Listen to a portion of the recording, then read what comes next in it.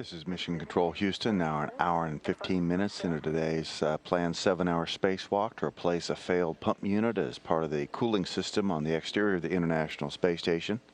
Tracy, Caldwell, Dyson, and Doug Wheelock moving along and doing a good job of keeping on the timeline for their tasks. Both of them working at the S1 area of the truss structure as they prepare to remove the failed pump module from the cooling system. In other words, where the same truss member that the P-clamps were just disconnected from, down at the very bottom where it meets the cedar rail, the truss thins out there. It gets a little bit thinner. I'm going to wrap a long wire tie around there and temp sew those skids inside of the truss on that truss member. I copy, Wills. That sounds like a good plan. Again, all this work is ongoing now because of a failure that occurred last Saturday of the pump module that's used to circulate ammonia through the huge radiators that are used to get rid of excess heat generated by the electronic components on board the International Space Station. Crew successfully installed several jumpers that allowed for the best possible redundancy of station systems, and some of the external systems on the station are cooled by only one of the two redundant cooling loops, A and B, of this ammonia system. Again, the ammonia is used on the outside of the station to reject the excess heat, and a heat exchanger allows it to take the excess heat from the water-based cooling system on the inside of the station. Throughout this past week, while flight controllers on the ground worked to develop procedures for this pump removal and replacement, the conditions inside the station have been pretty much normal for the International Space Station crew. Thanks to some work they did immediately after the failure to configure those jumpers so that the best possible system configuration could be working. After they, that's what we were just talking. The biggest change to the crew has been that they have refocused their attentions from the scientific investigations inside the station onto preparations for the spacewalk. They had been already scheduled to conduct a spacewalk on Thursday, but it was for a completely different purpose. Those tasks have been put off until we can complete this more critical removal and replacement of the pump module. So was the plan that I would straighten the arms and then... Right, so what you'll do is release them. Deploy. Yep, you'll release the wire ties, straighten the arm out, and then you'll have to deploy that sleeve over that locks the arm straight out. And then you'll lay the arms parallel to the truss. Okay.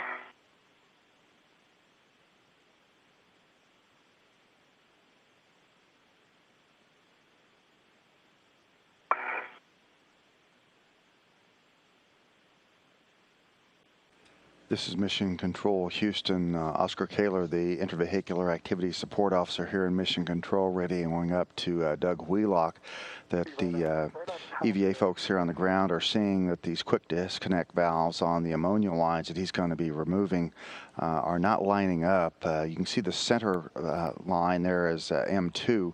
It has a white area that is exposed. That shows that the bail is in the full open position.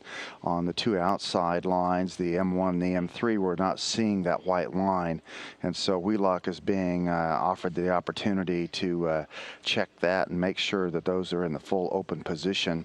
He's got a special tool he's pulling out of his tool bag right now that he can use to get some additional leverage if he needs to make that set up properly connected up so that he's ready to go with removing those ammonia lines. They want to make sure that they're completely open so that they're disconnected, and that is expected to help minimize the release of any ammonia, which we don't want contaminating the spacewalker spacesuits. We're talking about, do we want you to push the button or not push the button when you try to move the bail? Okay.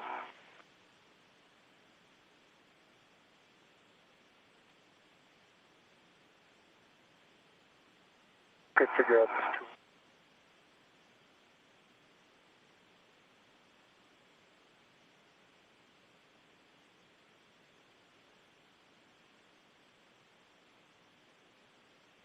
Okay. slightly forward. Okay. Press the button to move the bail aft.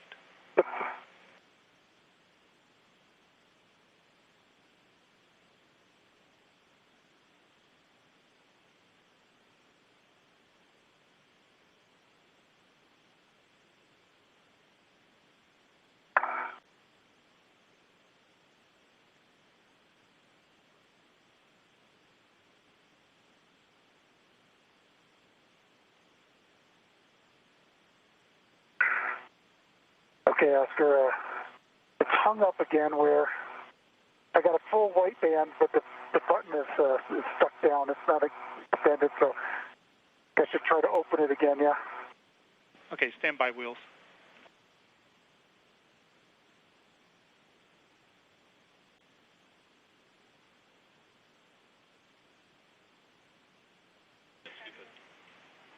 Wheels, if you want, we think the scoop may give you a little better hammer. You have a go to attempt with the scoop on the button. Okay.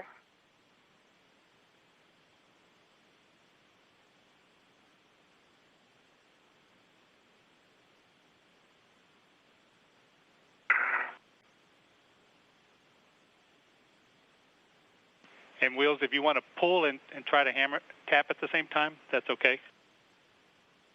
What's that? So I got a hand on it, but I can't see what you're doing, so I'm blind. Okay, it's full forward, Oscar. Awesome. Push that button down. Okay, let me get that lever tool.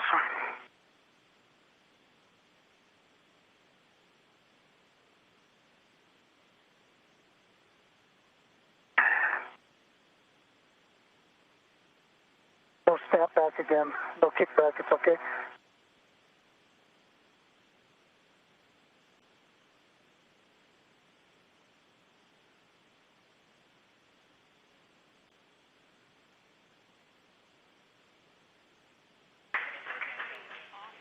And there's a big round of applause down here. Get it, Will? Oh, yeah, we got it. Here we go.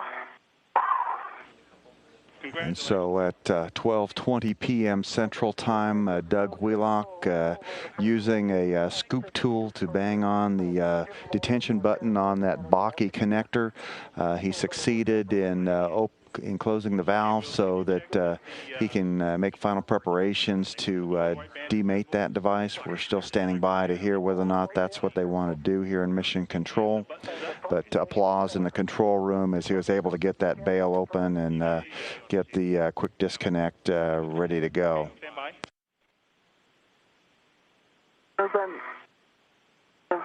Raise my visor. That was a little sporty right there.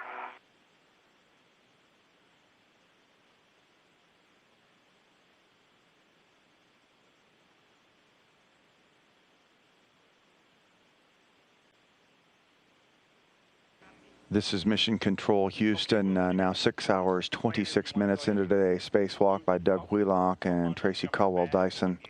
The team on the ground has worked with the crew to put this final connector that has been balky throughout the spacewalk into a safe configuration. They've reinstalled it onto its connection on the pump module and installed a spool positioning device. That's a device that's added to these quick disconnects to allow them to function optimally. These devices have been installed around the station on these fluid lines in many different locations. There has been evidence of some leakage of the ammonia from within the system, and that has clearly come in contact with the spacewalkers in several different times during the spacewalk. to qualify that ammonia is a hazardous substance, but this is by no means the first time spacewalkers have come into contact with ammonia outside the space station. There is a standard procedure for inspection of each of the two spacewalkers' spacesuits to look for any visible evidence of ammonia that might be clinging to their spacesuits, and they will have a specific period of time in which they will basically bake out in the vacuum of space so that any residual ammonia can sublimate and leave their spacesuits before they come back inside the airlock.